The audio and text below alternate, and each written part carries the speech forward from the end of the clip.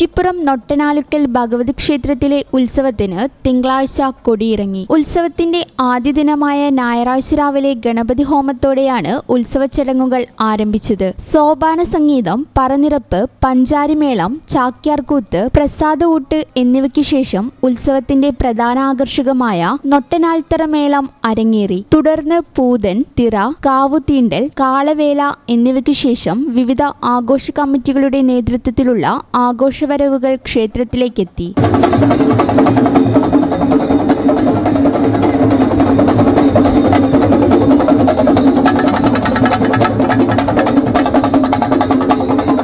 തിങ്കളാഴ്ച പുലർച്ചെ 1 മണിക്ക് പാതിരാത്താലമെഴുന്നള്ളിപ്പും തുടർന്ന് ചവിട്ടുകളി, ഭഗവതിപ്പാട്ട് എന്നിവയും നടന്നു. വൈകുന്നേരം 4 മണിക്ക് മധുകുംഭം എഴുന്നള്ളിപ്പും തുടർന്ന് ഇടിക്കളം, ഗുരുതി തർപ്പണം, തെണ്ടുകയറ്റൽ, കൊടിയിറക്കം, ഭഗവതിയുടെ തിരിച്ചെഴുന്നള്ളിപ്പ് എന്നിവയോടെയാണ് ഉത്സവത്തിന് കൊടിയിറങ്ങിയത്.